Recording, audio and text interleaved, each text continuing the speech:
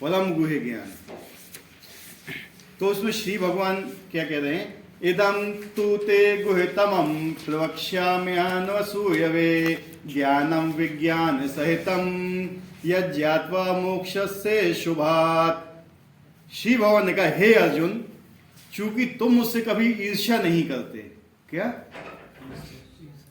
ईर्ष्या नहीं करते, इसलिए मैं तुम्हें ये परम गुह्य ज्ञान तथा अनुभूति बतलाऊंगा जिससे जानकर तुम संसार के सारे क्लेशों से मुक्त हो जाओगे।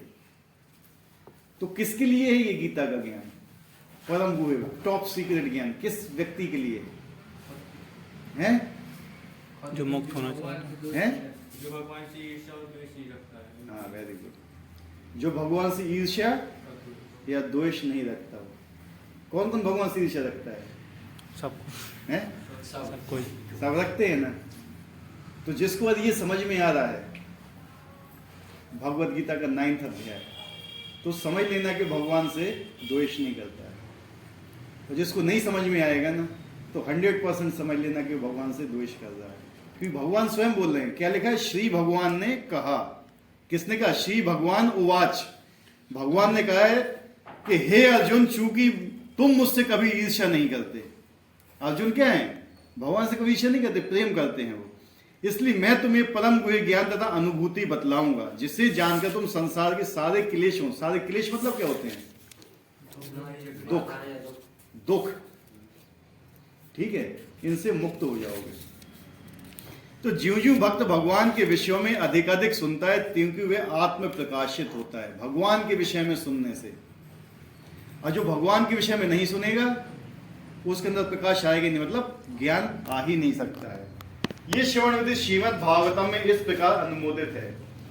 भगवान के संदेश शक्तियों से पूरित होते हैं, जिनकी अनुभूति तभी होती है जब भक्तजन भगवान संबंधी कथाओं की परस्पर चर्चा करते हैं। इसे मनोधर्मियों या विद्यालयीन विद्वानों के सानिध्य से नहीं प्राप्त किया जा सकता, क्योंकि ये अनुभूति ज्ञान विज्ञान है। तो यहां क्या होता है कि जो भगवान का जो ज्ञान है वो कैसे प्राप्त होता है? भगवान का ज्ञान होता है साधु संग से प्राप्त। कैसे? साधु संग। साधु संग मतलब क्या है? आपस में बैठ के जो सत्संग होता है ना, आप किसी विद्यालय में भगवत गीता लेके जाओ, कोई नहीं सिखा पाएगा आपको। कोई भी व्यक्ति आपको भगवत गीता नहीं सिखा पाएगा, किसी विद्यालय में चले जाओ आप। क्यों? क्योंकि वहां पे आपको सत्संग नहीं मिलेगा। यही यहां पे बताया जा रहा है। इसे मनोधर्मियों या विद्यालयीन विद्वानों के सानिध्य से नहीं प्राप्त किया जाता, क्योंकि अनुभूति होती है। जिसको अनुभूति मतलब क्या होता है? रियलाइजेशंस, यानी आप भगवान की भक्ति कर रहे हो तो उससे आपको क्या मिल रहा है, ठीक है, कुछ अंदर चेंजेस हो रहे हैं अथवा नहीं हो रहे हैं, उसको बोलते हैं अनुभूतियां। अगर आप भगवान का भजन करें तो आपके अंदर क्या परिवर्तन हो रहा है? जिस व्यक्ति ने कभी भगवान का भजन नहीं किया है तो उसके अंदर क्या परिवर्तन होगा? कुछ नहीं होगा। या होगा परिवर्तन उसके अंदर? हैं? जवाब दीजिए। नहीं होगा ना। तो कौन समझा सकता है? जिसने भजन किया है। और जिसने भजन किया हुआ है, अगर आप उसके साथ बैठ के ये काम करते हो, उसके साथ बैठ के आप भगवत गीता पढ़ते हो, तब आपको इसकी अनुभूति होगी, अन्यथा आपको इसकी अनुभूति नहीं हो सकती है। भक्तगण परमेश्वर की सेवा में निरंतर लगे रहते हैं। भक्तगण क्या होते हैं? सेवा में निरंतर लगे रहते हैं। भगवान उस जीव विशेष की मानसिकता तथा निष्ठा से अवगत रहते हैं और कृष्ण भावना भावित होता है। उसे ही भक्तों के सानिध्य में कृष्ण विद्या को समझने की बुद्धि प्रदान करते हैं। बुद्धि कौन देता है समझने के लिए? भगवान ही देते हैं बुद्धि। और कब देते हैं? जब भगवान समझते हैं कि हाँ, ये व्यक्ति लगा हुआ है मुझे समझने के लिए। आजकल क्या है ना, हर व्यक्ति भगवान से दूर भागना जा रहा है। हर व्यक्ति भगवान से क्या है? दूर भागने के चक्कर में कि मैं भगवान के पास ना जाऊं, ठीक है। तो जो व्यक्ति भगवान के पास आना चाहता है, उसकी इच्छा है आने के लिए, तो भगवान उसके लिए फिर प्रयास भी करते हैं। आजकल क्या है कि हृदय में कुछ होता है और मुंह में कुछ और होता है। मुंह से बोलते हैं कि हम भजन करेंगे और हृदय में कि हमें तो करना ही नहीं है, ये इच्छा होती है। लेकिन हृदय में कौन बैठा हुआ है? आप दूसरे से झूठ बोल सकते हो, दूसरे से मिथ्या बोल सकते हो, लेकिन जो हृदय में बैठा हुआ है ना, वो सब जानता है, ठीक है। इसलिए हम क्लेश भोगते हैं, इसलिए हमें दुख होता है। और इसलिए हम कष्टों में पड़े हुए हैं। कृष्ण की चर्चा अत्यंत शक्तिशाली, यदि सौभाग्यवश किसी ऐसी संगति प्राप्त हो जाए और वह इस ज्ञान को आत्मसात करे तो वह आत्म साक्षात्कार की दिशा में अवश्य प्रगति करेगा। आत्म साक्षात्कार मतलब क्या होता है?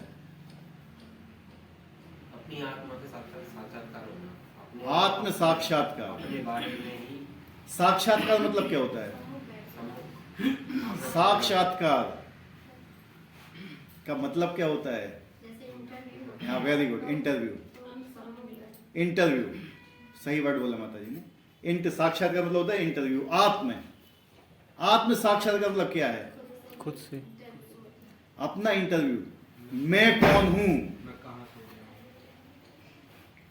ठीक है, तब पता चलता है। नहीं तो अभी तक तो पता ही नहीं चलता है किसी को। कोई नहीं पूछता कि मैं कौन हूं, ठीक है। मेरा मनुष्य जीवन में आने का उद्देश्य क्या है, ये रियलाइजेशंस हैं।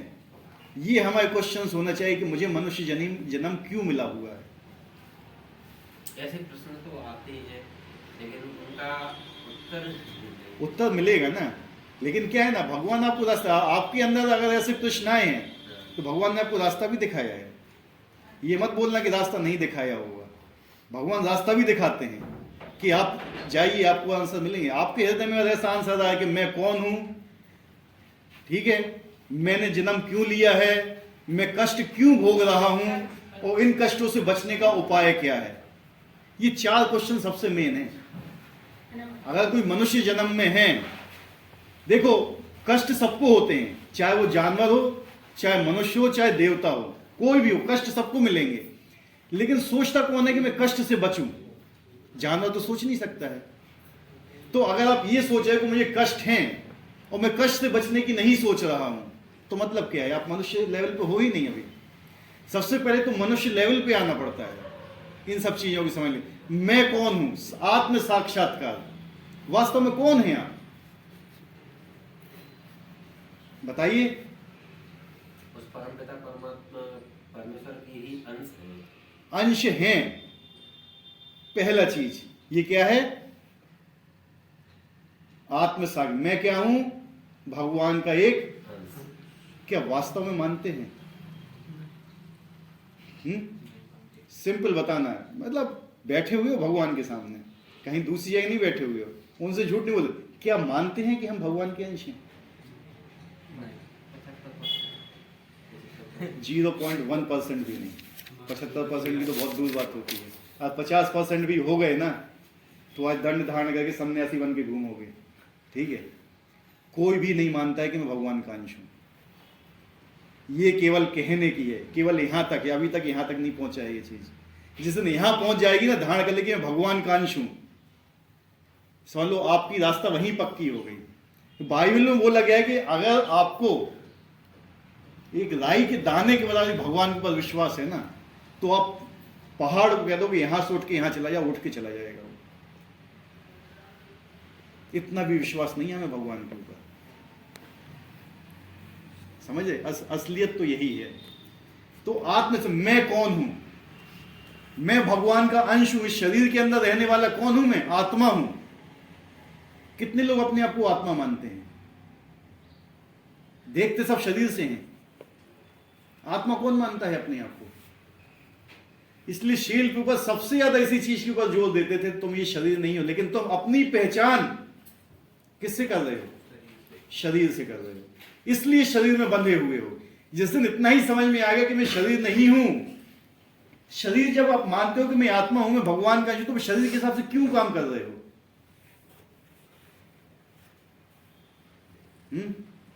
क्यों काम कर रहे हैं शरीर के हिसाब से? बताइए। यही चीज आत्म साक्षात्कार है। ये चीज हर जगह पता नहीं चलती है। देखो भगवत गीता हाथ में पकड़ने का मतलब क्या है ना, अपने साथ युद्ध करना।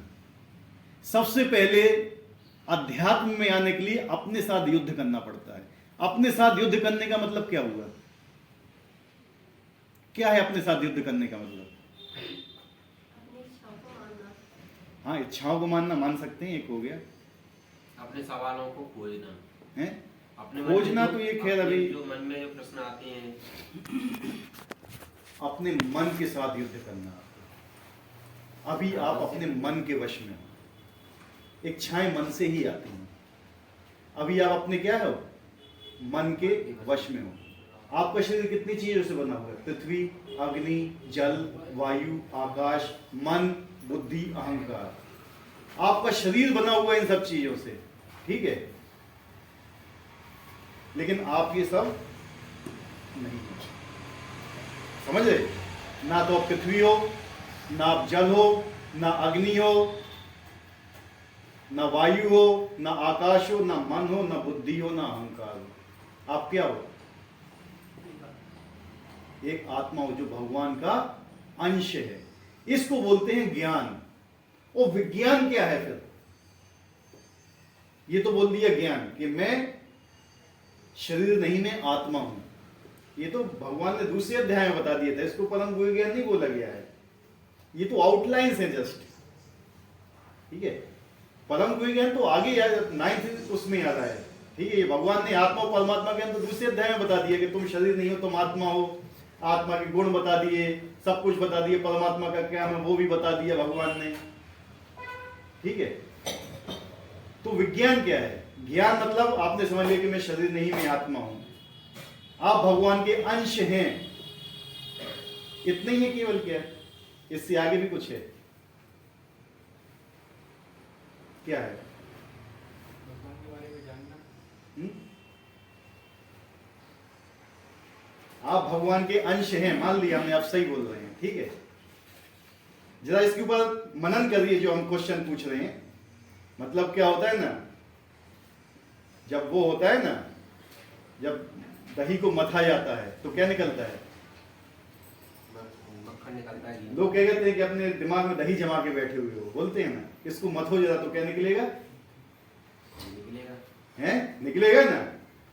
जैसे इनने बोला था अभी प्रभु जी ने कि हम भगवान के अंश है। क्या किया इन्हें? मथा अपने दिमाग को, निकला वो चीज, ठीक है। तो विज्ञान क्या है फिर? हैं? नहीं, क्रमबद्ध ज्ञान किसी भी सब्जेक्ट का या नॉलेज टॉपिक का। सोचिए जरा, मनन कीजिए। आप भगवान के अंश हैं, क्या यहीं तक समाप्त हो गया सब कुछ? इसके आगे भी कुछ है? ये हाथ क्या है? शरीर का अंश है। इसका काम क्या है? इस हाथ का काम क्या है? किसी चीज को पकड़ना। किसके लिए पकड़ना? अपने शरीर की सेवा के लिए। सेवा के लिए। शरीर की सेवा के लिए इस हाथ का जरूरी। क्यों? क्योंकि ये हाथ शरीर का अंश है और हम किसके अंश हैं? परमात्मा की। तो हमारा क्या काम हुआ? परमात्मा को याद करना, ध्यान करना, परमात्मा की सेवा करना। सेवा करना। सब भूल गए हैं। सिद्धार्थ 2 साल हो गया तेरे, 3 साल, कितना? आत्मा का काम क्या होता है? परमात्मा की सेवा करना। ये है विज्ञान, ठीक है।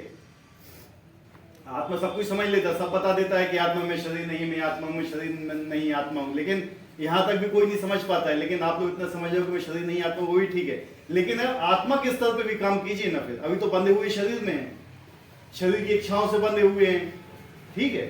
तो जरा आगे बढ़ने का प्रयास कीजिए।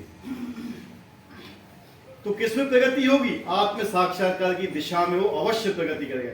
कृष्ण ने अर्जुन को अपनी अलौकिक सेवा के उच्च से उच्चतर स्तर तक उत्साहित करने के उद्देश्य से इस 9वें अध्याय में से परम गुह्य बातें बताते हैं जिन्हें इसके पूर्व उन्होंने अन्य किसी से प्रकट नहीं किया था। जो 9वें अध्याय में भगवान बताएंगे अर्जुन से, उनने अभी तक जो पिछले 8 अध्याय हैं उनने बताया ही नहीं कि बहुत टॉप सीक्रेट ज्ञान क्या है भगवान का, ठीक है। भगवत गीता का प्रथम अध्याय शेष ग्रंथ की भूमिका जैसा है। जो पहला अध्याय क्या है? ये भगवत गीता का पहला अध्याय क्या था? क्या नाम है? कुरुक्षेत्र के युद्ध स्थल में सेना का निरीक्षण, ये शायद नाम, सैन्य निरीक्षण, ठीक है। ये कहती है भूमिका थी। भूमिका क्या होती है? प्रीफेस बोलते हैं जिसको, भूमिका। जस्ट भगवान के श्लोक बोलने से पहले, शिक्षा देने से पहले उसकी एक पृष्ठभूमि बनाना, ठीक है। मतलब माहौल तैयार कर रहे हैं, माहौल तैयार कर रहे हैं किस लिए? भगवत गीता बोलने के लिए। तो वो कौन सा अध्याय है? पहला। उसमें गुह्य ज्ञान नहीं बताया भगवान ने। द्वितीय तथा तृतीय अध्याय में जिस अध्यात्मिक ज्ञान का वर्णन हुआ है वो एक गुह्य कहा गया है। दूसरे और तीसरे गुह्य ज्ञान क्या है? मैं शरीर नहीं, मैं आत्मा हूं। दूसरे अध्याय में भगवान नहीं बताया है। आत्मयोग मतलब आत्मा का, और कर्मयोग, दो चीज बताई थी भगवान ने दूसरे और तीसरे अध्याय में। आपको ये फॉलो करना है, ये इतना ज्यादा महत्वपूर्ण नहीं है, भगवान बता रहे हैं अभी, ठीक है। सातवें तथा आठवें अध्याय में जिन विषयों की विवेचना हुई है वे भक्ति से संबंधित हैं और कृष्ण भाव तथा प्रकाश डालने के लिए गुह्यतर बताए गए हैं। मतलब एक होता है गुड, गुड का सुपरलेटिव क्या हुआ? बेटर। बेटर कौन सा है? सातवां। और बेस्ट क्या होता है? 9th, ठीक है। तो दूसरा क्या है? गुड बोल सकते हो, सातवां आठवां बेटर, और नवा बेस्ट। दूसरा सातवां आठवां नवा नहीं है तो भगवान का एक भी श्लोक बहुत मेन है, उसको समझ सकते। अभी तो रूपा जी बता रहे हैं ना उस चीज में। फलस्वरूप ये परम गुह्य कहा गया है, जिसे कृष्ण का ये परम गुह्य ज्ञान प्राप्त होता है वह दिव्य पुरुष है, अतः इस संसार में रहते हुए उसे भौतिक क्लेश नहीं सताते। अगर आपने इस चीज को समझ लिया 9th अध्याय को, तो आपको कभी दुख नहीं सताएंगे। जो व्यक्ति भक्ति में प्रवेश कर जाता है, जिसने भगवान को ही अपना सर्वे सर्वा मान लिया है, उसे दुख आते हैं लेकिन इफेक्ट नहीं करते हैं। समझ रहे? जैसे कमल का पत्ता होता है ना, कमल के पत्ते की क्या खासियत होती है? तो पानी रहता है लेकिन उसको गीला नहीं कर पाता। आप अगर कृष्ण के भक्त हैं, आपके जीवन में भी कष्ट आएंगे, सब कुछ आएगा, लेकिन आप उससे प्रभावित नहीं होंगे। पांडवों के जीवन में कितने दुख आए थे? उतने दुख आए कि आपके जीवन में? उनने क्या किया? भगवान को छोड़ दिया है? क्या किया था? नहीं छोड़ा। जब उनने भगवान को नहीं छोड़ा तो भगवान उनके लिए देखो कैसे लगे रहे, एक सेवक की भांति। उनके दूत बन के गए थे। दूत पता कौन होता है? सेवक होता है, एक नौकर होता है। नौकर की तरह बन के गए थे। कहां पर? हस्तिनापुर में, के एक शांति दूत का प्रस्ताव लेके गए थे। भगवान ने उनके लिए क्या नहीं किया? क्योंकि सारे कष्ट आते हैं। बहुत से भक्त ऐसे हैं, जैसे एक महाराज कुलशेखर है, वो बोलते हैं कि भगवान मुझे इन सब चीज से फर्क नहीं पड़ता कि मेरे जीवन में कष्ट आए अथवा ना आए, कोई मुझे फर्क नहीं पड़ता। कष्ट आ रहे हैं तो वो कर्म की वजह से आएंगे ही।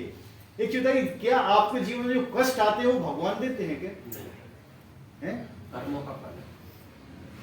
लेकिन हम क्या सोचते हैं? भगवान देते हैं ना। ये चीज गलत है।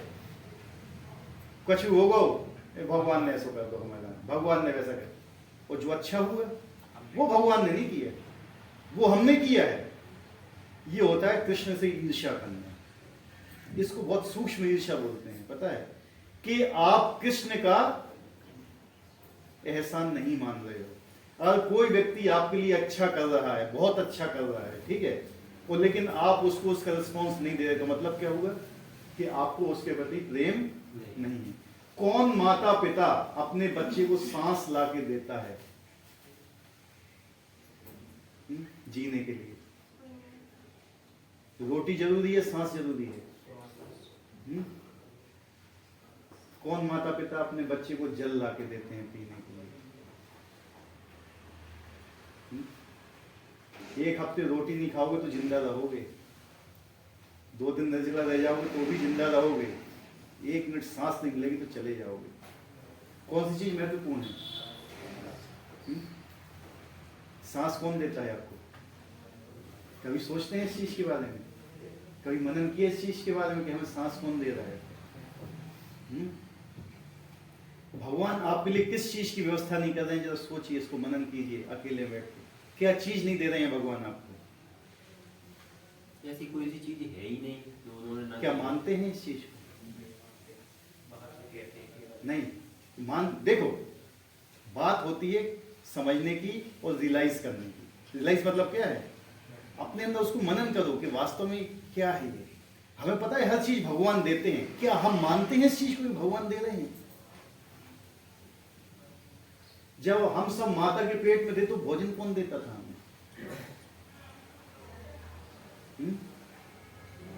भगवान देते थे कि नहीं देते थे? जब माता के पेट से बाहर आए तो हमारे लिए दूध की व्यवस्था किसने की? बच्चे के जन्म से पहले दूध नहीं आता है, किसने की व्यवस्था? क्या वो रियलाइज किया हमने कभी? है नहीं किया। क्यों? क्योंकि हम उनका एहसान मान ही नहीं रहे हैं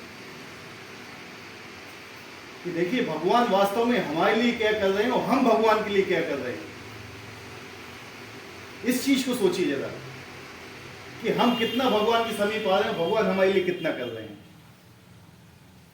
भगवान आपके साथ हर क्षण है, आपके हृदय में विराजमान है परमात्मा के रूप में, ठीक है, लेकिन हम उनसे विमुख खड़े हुए हैं। हम उनकी तरफ देख ही नहीं रहे हैं कि वो खड़े हुए हैं हमारी तरफ, वो हमारा इंतजार कर रहे हैं कि बेटा कब तुम मेरी तरफ मुड़ोगे, तब मेरी तरफ ध्यान दोगे तुम। लेकिन हम क्या हैं? विमुख हैं भगवान से। तो इसका मतलब क्या हुआ कि हम भगवान से प्रेम करते हैं, ईर्ष्या करते हैं? सिंपल बताइए, बोलने का नहीं है ये मतलब। हमारे अंदर अभी तक भगवान के प्रति प्रेम है ही नहीं, ठीक है। प्रेम की डेफिनेशन बहुत आगे होती है। ये केवल क्या है, एक फॉर्मेलिटी है जो अभी हम लोग जितना करते हैं ना, ये फॉर्मेलिटी से ज्यादा कुछ भी नहीं है। लेकिन भगवान इससे भी प्रसन्न हो जाते हैं, ठीक है कम से कम कुछ तो कर रहा है ये मेरे लिए। गोपियों की स्थिति देखी थी क्या है?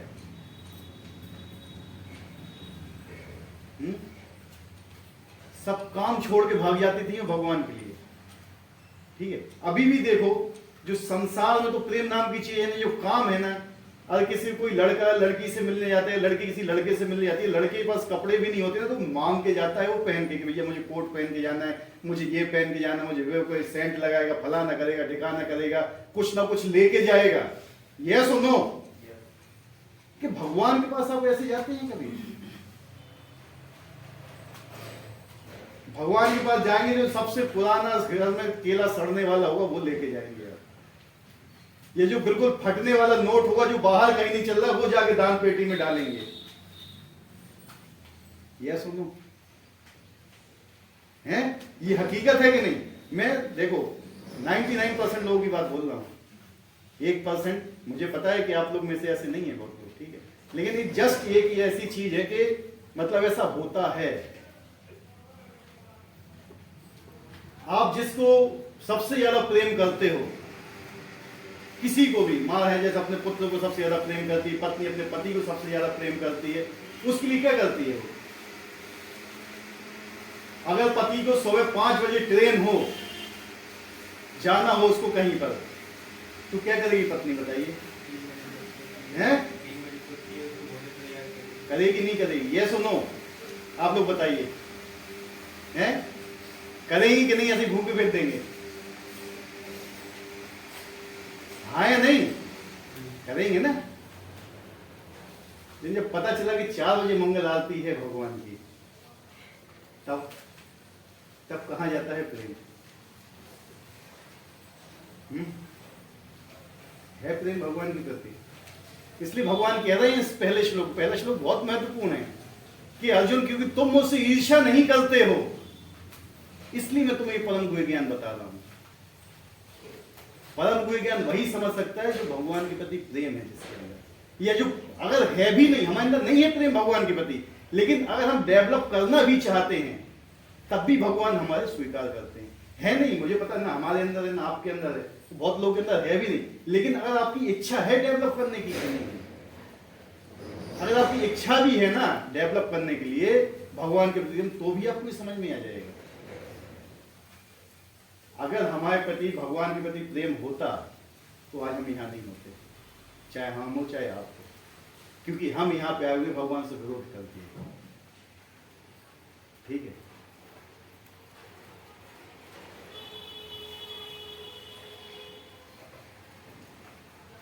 भक्ति दशा में सिंधु में कहा गया कि जिसमें भगवान की प्रेम और भक्ति करने की उत्कृष्ट इच्छा होती है, वे भले ही इस जगत में बद्ध अवस्था में रहते हो, किंतु उसे मुक्त मानना चाहिए। हमारी स्थिति क्या है? आज हम शरीर से बंधे हुए हैं, आज हम प्रकृति की 3 गुणों से बंधे हुए, जैसा प्रकृति हमें नचा रही है हम नाच रहे हैं।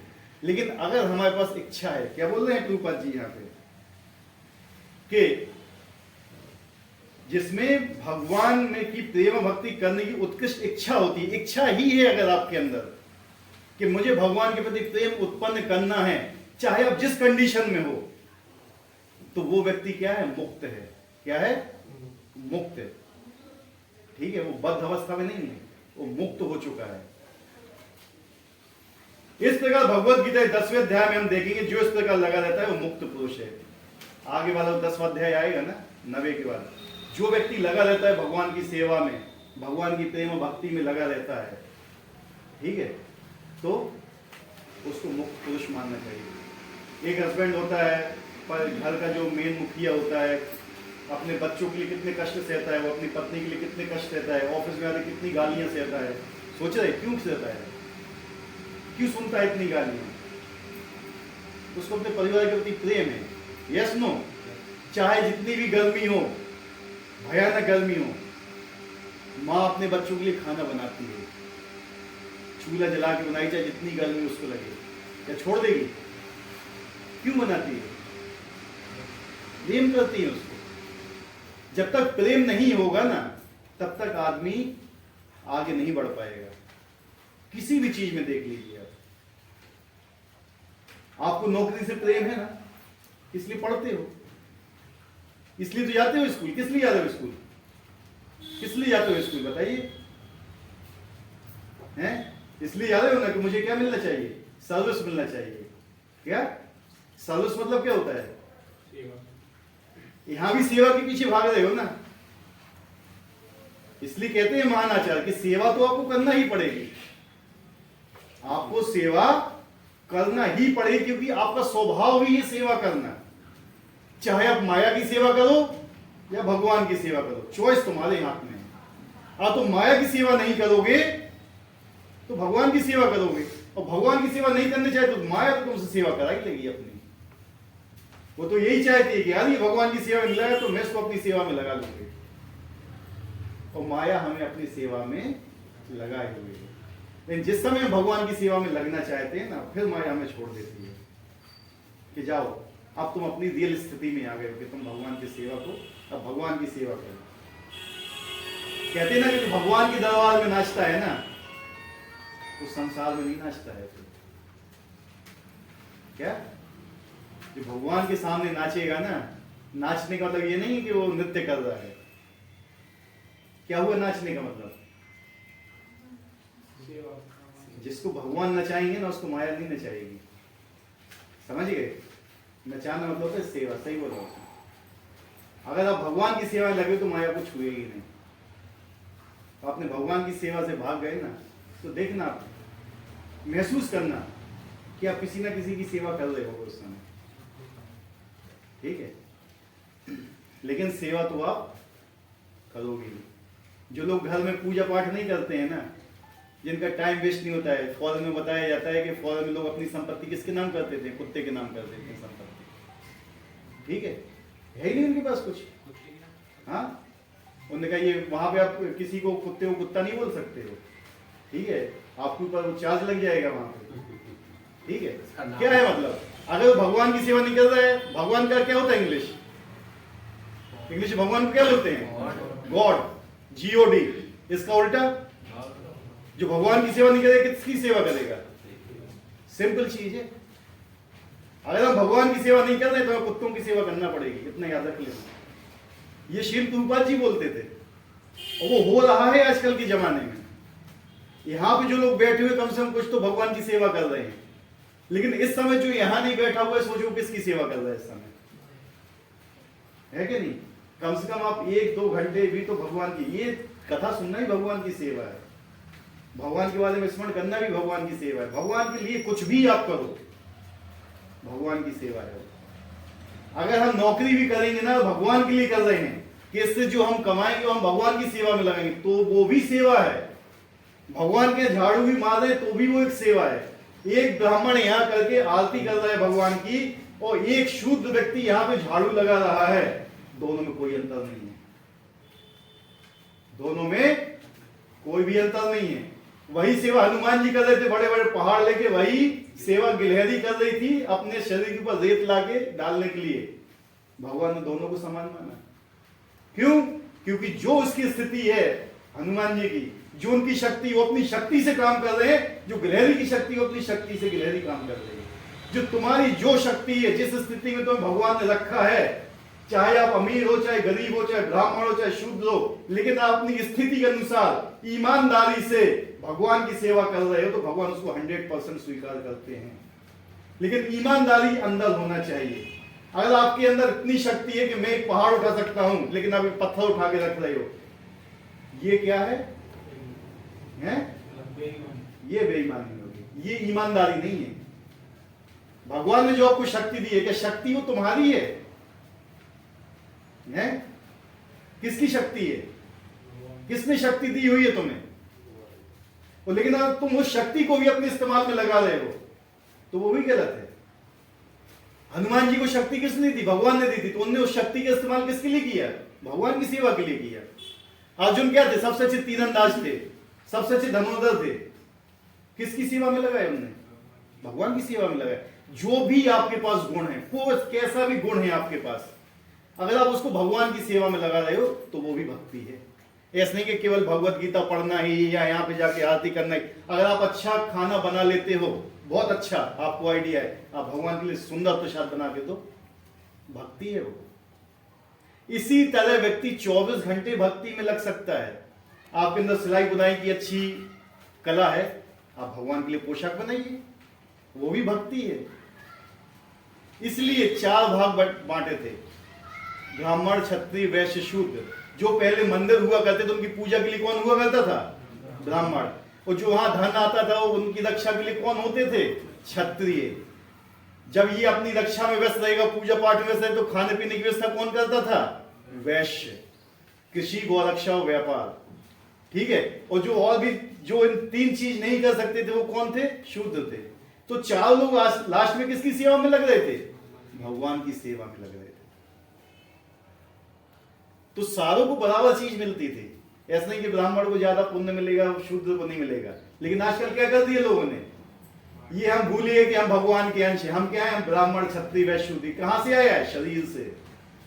शरीर किसका है? मैंने ब्राह्मण के घर में जन्म लिया तो मैं क्या हूं? कि आपकी आत्मा ब्राह्मण है। आप तो मानते हो कि मैं तो शरीर का, मैं तो भगवान का अंश हूं, है कि नहीं? फिर ये कैसे आपने समझ लिया है? मैं पुरुष हूं, मैं स्त्री हूं, मैं ब्राह्मण हूं, मैं क्षत्रिय हूं, मैं वैश्य हूं, मैं शूद्र हूं, मैं सन्यासी हूं, मैं वानप्रस्थ हूं। क्या है ये शरीर का धर्म है, ठीक है। लेकिन वास्तव कौन हुआ? आजकल दंगे किस लिए हो रहे हैं? मैं हिंदू हूं, मैं मुसलमान हूं, फलाना ढंग, एक दूसरे को काटो मारो। क्या वो समझ रहे हैं कि मैं शरीर नहीं, मैं आत्मा हूं? मेरा धर्म क्या है? अगर वो मुस्लिम शरीर में रहते हुए भगवान की सेवा कर रहा है तो, और मैं हिंदू शरीर में रहते भगवान की सेवा कर रहा हूँ, वो सिख के शरीर में रहकर भगवान की सेवा कर रहा है, ईसाई के शरीर में भगवान की सेवा कर रहा है, कर तो एक ही चीज रहा है ना। तो फिर लड़ाई किस चीज की है? अज्ञान की है? क्योंकि हम शास्त्र नहीं पढ़ते हैं अपनी। सबसे बड़ी गलती यही है हमारी, ठीक है। हमें भ्रमित किया हुआ है। अगर हम आत्मा को मानते हैं तो ये भी मानना चाहिए कि आत्मा ना तो मरती है, कुछ भी नहीं होती है। आत्मा का क्या होता है? फिर से आती है। आपका शरीर छूट जाएगा लेकिन आत्मा तो मरेगी नहीं। तो आप आत्मा के लिए क्या कर रहे हो? आप तो कर रहे शरीर के लिए। आप नौकरी करना चाहते हो, काम धंधा करना चाहते हो, बहुत कुछ कमाना चाहते हो, किसके लिए कमा रहे हो? शरीर के लिए ना। आत्मा के लिए क्या कर रहे हो? जब ये शरीर चला जाएगा तब क्या होगा आत्मा का? उसके लिए क्या किया आपने? कुछ किया? तो मेन चीज तो हम भूल ही रहे हैं कि मेन चीज है क्या। गणित का सवाल लगा रहे हैं, पहले प्लस था, प्लस लिया, पहले ही आपने माइनस कर दिया, तो आंसर क्या होगा? सही आएगा गलत आएगा? जब आपने पहले ये सोच लिया कि मैं शरीर में आत्मा नहीं हूं, मैं शरीर हूं, तो जितना भी आप आगे बढ़ते जाओगे ना, आप गलत रास्ते में ही जा रहे हो। आप जा रहे हो झांसी तरफ, यहां से जो है छलकारी बाई वाला जो वो है वहां से ऐसा टर्न ले लिया राइट, छलकारी तब मुड़ गया, तो कहां जाओगे आप? पहुंचोगे उस साइड, यहां से तब पहुंचोगे क्या? नहीं ना, आपकी रास्ता ही गलत हो गई है ना। तो पहला ही पॉइंट ये है कि हमने पहला ही स्टेप गलत रखा है ना, तो हम रास्ता ही जितने भी हम आगे बढ़ते जाएंगे हम गलत ही बढ़ेंगे। तो पहले ये है कि मैं भगवान का अंश हूं, मेरी जो स्थिति है मेरी स्थिति भगवान की सेवा करना, और उसमें यह भी देखना चाहिए क्या मैं ये मान रहा हूं कि भगवान का अंश हूं, और भगवान के अंश होते हुए क्या मैं भगवान की सेवा कर रहा हूं। ये है सोचने की बात। और इतना सब जानने के बाद भी अगर हम भगवान की सेवा नहीं करना चाहते हैं तो हम भगवान से प्रेम नहीं करते हैं। और बच्चे ये जानते हैं कि ये मेरे माता पिता हैं और बुढ़ापे में उसकी सेवा नहीं करते तो क्या बोला जाता है उसको? आजकल के लोग माता पिता की भी सेवा नहीं कर रहे हैं जो इसी जन्म में सामने हैं। लोग कहते हैं कि माता पिता की सेवा करना परम धर्म है, हम मानते हैं, लेकिन जो पिछले जन्म में आपके माता पिता थे उसकी सेवा कौन कर रहा है? या हजारों जन्म हो चुके हैं उसमें भी आपके माता पिता हुए होंगे ना, क्या आप उनकी सेवा कर रहे हो? उनकी सेवा कैसे होती है ये भी नहीं जानते हैं। तो इससे अच्छा है भगवान ने क्या बोला है कि अगर आप जड़ में पानी डालोगे ना तो पूरे पौधा क्या होगा, पूरा पेड़ क्या होगा, पुष्ट होगा। और आप जड़ में पानी नहीं डालते हो, किसी डाल में पानी डालते हो, फूल में फल में पानी डालते हो तो क्या होगा? एक बार हाथ पैर इन सब की लड़ाई हो गई। हाथ कहता है मैं ज्यादा काम करता हूँ, पैर कहता है मैं ज्यादा काम करता हूँ, मुंह कहता है मैं ज्यादा काम करता हूँ, पेट कहता है मैं ज्यादा काम करता हूँ। सबने अपना स्ट्राइक कर दिया तो क्या हो जाएगा? क्या होगा बताइए? हाथ कहेगा कि ठीक है मैं मुंह तक खाना नहीं ले जा रहा हूँ, मैं नहीं करूंगा, क्या होगा? हाथ का क्या हाल होगा? 2 दिन बाद हाथ उठेगा यहाँ तक? टिकाने आ जाएगी अकल, हैं? अकल टिकाने आ जाएगी ना। वास्तव में पेट क्या है, जब तक भगवान की सेवा नहीं करोगे ना कष्ट में रहोगे। अगर हाथ ये कह देगा कि मैं भोजन उठा के मुंह तक लेके नहीं जा रहा हूं, क्या हुआ उसका? दूसरे दिन हाथ कष्ट में आ जाएगा वो, तीसरे दिन और कष्ट में, जैसे जैसे बढ़ता जाएगा वैसे कष्ट में। लेकिन जब वो सेवा करना चालू कर देगा तो हैं, भोजन को हाथ में रख दो, मुंह तक लेके नहीं जाओ। पैर कहेगा मुझे कोई काम नहीं करना है तो 4 दिन वो काम करने लायक भी नहीं रह जाएगा। यही स्थिति हमारी है। अगर हम भगवान की सेवा में नहीं लगते ना, इसलिए हम कष्ट भोग रहे हैं। लेकिन आप भगवान की सेवा में लगे तो कष्ट तो आएंगे आपके जीवन में, क्यों? आपके कर्मों के अनुसार। लेकिन भगवान इतनी शक्ति आपको दे देंगे कि आपको एहसास भी नहीं होगा कि कब ये निकल गया। ठीक है, ये भगवान शक्ति देते हैं हमें। भगवान हमें अपने पापों को भोगने देते हैं। क्यों? क्योंकि अगर हम अभी नहीं भोगेंगे, भगवान चाहते तो नष्ट भी कर देंगे, लेकिन जो भक्त होता है ना, भगवान से कभी नहीं कहता कि आप मेरे पापों को नष्ट कीजिए, कभी नहीं कहेगा वो। कभी भगवान को अपनी सेवा में लगाएगा ही नहीं। तो हमारी स्थिति क्या है, हम तो भगवान की सेवा करते नहीं बल्कि भगवान को अपनी सेवा में लगा रहे हैं। उनको हम नौकर बनाना चाहते हैं। देखो रियल स्थिति यही है कि नहीं है हमारी, या मैं बोल रहा हूं वो गलत बोल रहा हूं? लगाना चाहते हैं भगवान को सेवा में, हम भगवान की सेवा में लगना चाहते हैं।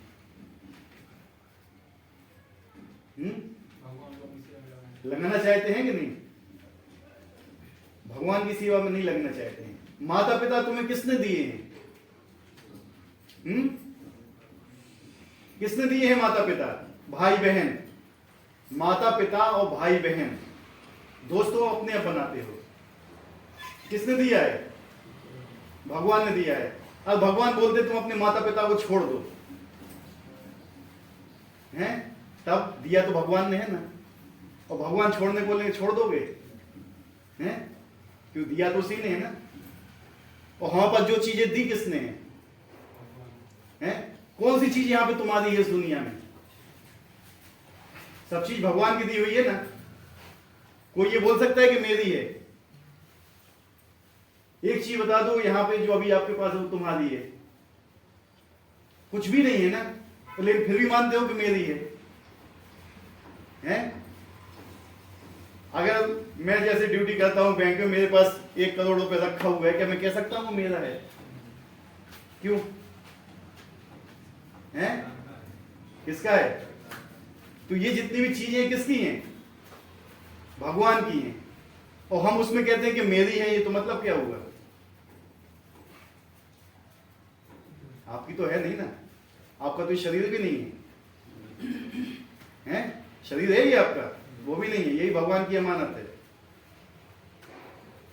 आप चाह के भी 1 सेकंड के लिए अपनी पलक को भी नहीं रोक सकते हो झपकने से, इतनी शक्ति नहीं है आपके अंदर। आप अपनी आंखों से अपनी पलकें भी नहीं देख सकते हो, इतनी शक्ति नहीं है आपके अंदर। क्या सांस आप लेते हो कि अपनी आप सांस आती है आपके अंदर? तो अपने आप आती रहती है ना? कौन दे रहा है ये? आप तो ले नहीं रहे हो ना सांसें। तो आपका क्या, जब आपका अपने शरीर पे ही कंट्रोल नहीं है तो आप कैसे कह सकते हो ये मेरा शरीर है? फिर भी बोलते हो कि मेरा है, फिर बोलते हो ये चीज मेरी, ये चीज मेरी, ये चीज मेरी है। मुझे घर में जो धर्म पत्नी मिली है किस लिए मिली है? कि वो मेरी भगवान की सेवा में सहायता करेगी। इसलिए शादी किस लिए करते हैं? कि मैं भगवान की सेवा में लगा हुआ हूं, और जो मेरी धर्म पत्नी है, धर्म पत्नी, धर्म मतलब क्या है? मेरे धर्म में मेरा सहयोग करे वो। हर पत्नी वो सहयोग कर रही है मेरा उसके ऊपर अधिकार नहीं है, वो भगवान की सेविका है। लेकिन मैं उसे अपना मान के उसके ऊपर दुराचार करता हूं तो मैं गलत हूं। मेरे बच्चे जो मुझे मिले हुए वही भगवान के लिए मिले हुए हैं, भगवान की सेवा के लिए मिले हुए हैं। अगर मैं उनको भी अपनी सेवा में लगा रहा हूं तो भी मैं गलत हूं। ये बोलता है सिद्धांत। वो कितने लोग करें, कितने लोग बच्चे पैदा करते हैं कि ये बुढ़ापे में मेरी सेवा करेगा? 99.99% का यही उद्देश्य होता है। कितने लोग ये कहते हैं कि मैं बच्चा पैदा कर रहा हूं, ये भगवान की सेवा में लगेगा? नहीं कर रहा है कोई। क्यों? इसलिए भगवान ने पहले ही बता दिया, जो लोग मुझसे ईर्ष्या करते हैं वो इस ज्ञान को नहीं समझ पाएंगे। अगर हम भगवान की सेवा में नहीं लगा के अपनी सेवा में लगाना चाह रहे हैं तो हम भगवान से ईर्ष्या कर रहे हैं। ठीक है? कोई भी चीज अगर हम अपना मान रहे हैं, जो चीज हमारी है ही नहीं, तो मतलब क्या हुआ उसका? कोई चीज हमारी है नहीं, फिर भी उसके ऊपर तुम अपना अधिकार करने जाओ तो क्या बोलते हैं उस चीज को?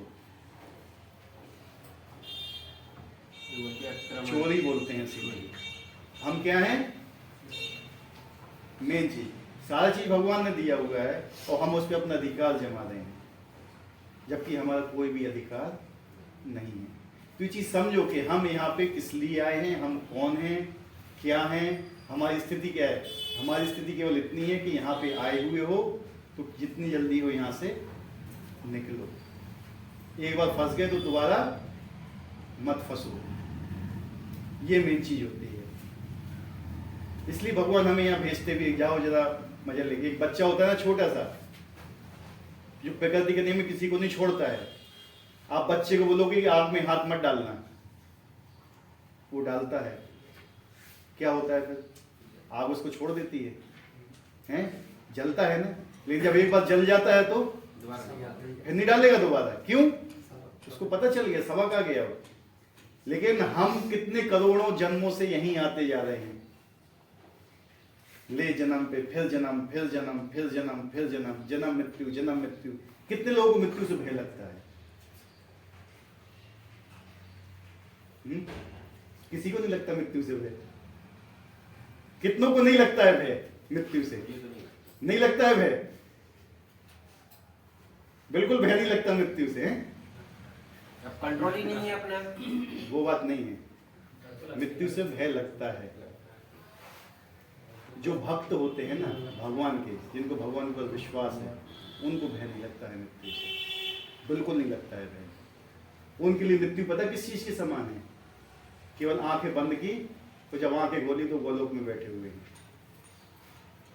लेकिन जो लोग होते हैं ना, क्योंकि हम हजारों बार मर चुके हैं, करोड़ों बार, करोड़ों बार हमारा जन्म भी हो चुका है। अब पता नहीं 50-60 साल पहले हम सब मरे होंगे, हमने वो कष्ट सहे भी होंगे। ठीक है, फिर आ गए हम इधर पे, फिर जन्म लिया। मृत्यु से सबको भय लगता है। 99.99% लोग ऐसे हैं जिनको मृत्यु से भय लगता है। अब मृत्यु से भय नहीं लगता तो खाना क्यों खाते हो फिर?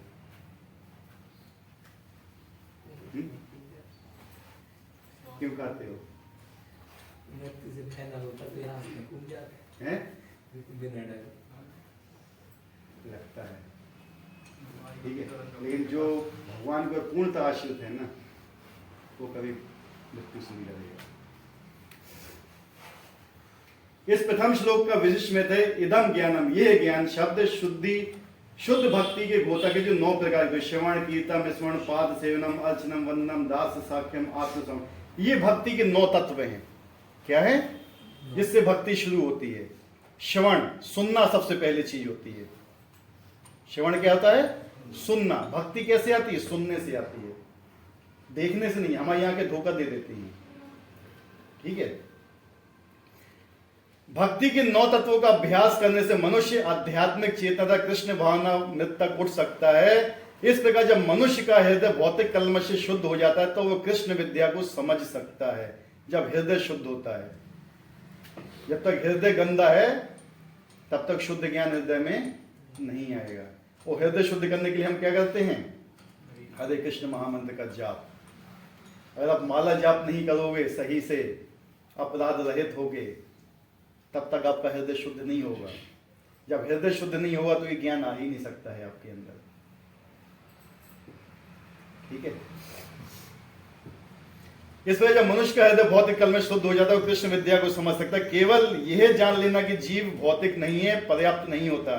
ये तो आत्मभूति का शुभारंभ हो सकता है, किंतु उस मनुष्य को शरीर के कार्यों तथा उस भक्त के आध्यात्मिक कार्यों के अंतर को समझना होगा जो यह जानता है कि वह शरीर नहीं है। एक आदमी शरीर के स्तर पर काम करता है, एक आदमी शरीर के स्तर पर काम नहीं करता है। दोनों के आपको कार्य एक समान लग सकते हैं देखने से, लेकिन दोनों के कार्यों में बहुत अंतर होता है।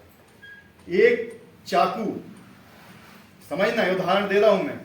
एक चाकू एक डाकू के हाथ में भी होती है और वही चाकू एक सर्जन के हाथ में भी होती है, और दोनों ही पेट काटते हैं। दोनों का उद्देश्य क्या होता है? दोनों का अलग होता है, उसका मारना होता है, उसका बचाना होता है कि नहीं? देखने में क्या लगता है? बराबर है। एक जैसा लगता है ना। इसी प्रकार से इस जगत में भी, यहां पर भी आपको भक्त और अभक्त के कार्य एक जैसे लग सकते हैं, ठीक है, लेकिन जो उनका उद्देश्य है वो डिफरेंट होता है। एक बिल्ली होती है, अपने मुंह में वो बिल्ली के अपने बच्चे को भी दबाती है, और उसी मुंह में वो चूहे को भी दबाती है। दोनों का उद्देश्य क्या होता है? अलग होता है। देखने में एक सा लगता है, ठीक है, लेकिन होता क्या है? अलग है। इसलिए हम देख के कोई चीज नहीं समझ पाते, इसलिए हमें क्या है? कानों से समझना चाहिए। 7वें अध्याय में भगवान की ऐश्वर्य में शक्ति, उन विभिन्न शक्तियों परा तथा अपरा तथा इस भौतिक जगत का वर्णन किया जा चुका है। अब 9वें अध्याय में भगवान की महिमा का वर्णन किया जाएगा। 7वें अध्याय में भगवान ने बताया था कि मैं जल का स्वाद हूं, मैं अग्नि तथा मैं सूर्य का प्रकाश हूं, अग्नि की ऊष्मा हूं। भगवान ने सब कुछ बताया है। भगवान अग्नि की ऊष्मा है, बताया 7वें अध्याय में। अग्नि में ऊष्मा नहीं होती कि आप खाना बना लेते? वो कहते हैं कि हम तो अपनी कमाई खा रहे हैं। अगर अग्नि नहीं होती तो बन जाएगा? बताइए, कब तक कच्चा खाओगे? सूरज नहीं निकलेगा तो वो कच्चा भी नहीं होगा पैदा, ठीक है। एक इतनी अच्छी गाय दी भगवान ने कि घास खा के हमें दूध देती है। वो घास खाती है लेकिन क्या देती है? किसके लिए देती है? हमारे शरीर के लिए। किसी वैज्ञानिक ने कोई ऐसी मशीन बनाई कि एक तरफ से घास डाले दूसरी तरफ से दूध निकलेगा? बनाइए, लेकिन हम विश्वास किसके ऊपर करते हैं? भगवान को विश्वास नहीं करते हैं। भगवान ने एक मशीन हमें बनाया है। हमारा जो वेस्ट निकलता है सब, वो किसके इस्तेमाल में आता है?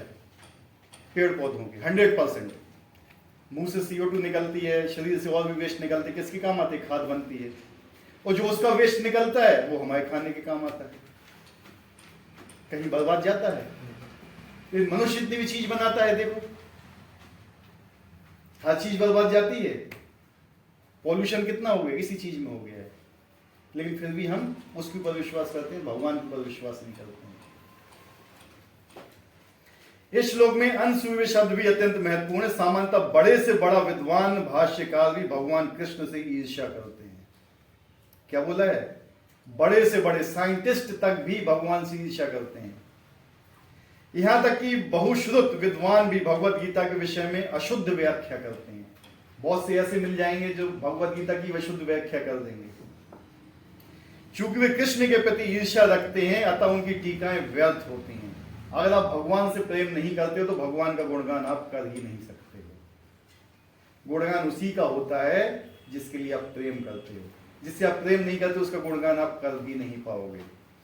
केवल कृष्ण भक्तों द्वारा की गई टीकाएं ही प्रमाणिक हैं। कोई भी ऐसा व्यक्ति जो कृष्ण के प्रति ईर्ष्यालु है, ना तो भगवत गीता की व्याख्या कर सकता है, ना पूर्ण ज्ञान प्रदान कर सकता है।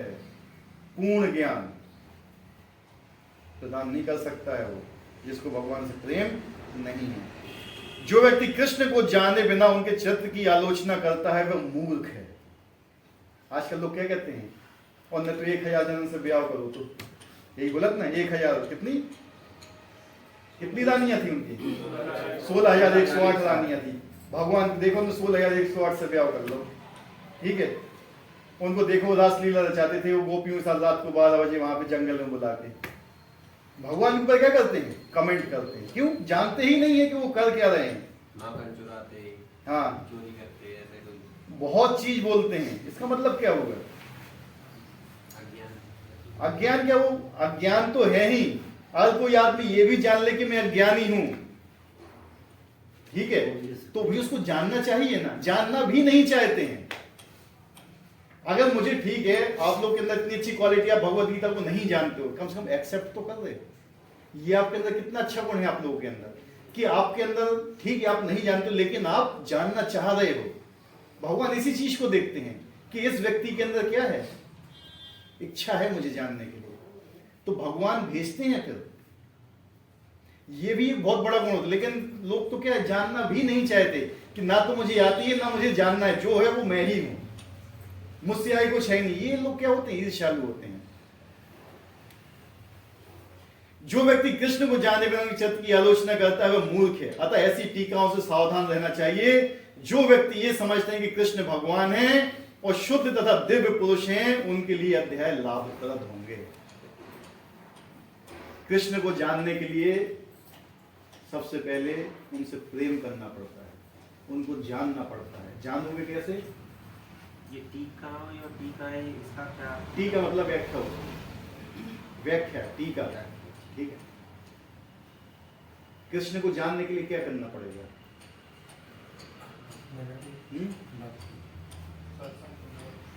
और दारू पीना सीखना तो किसके पास जाओगे?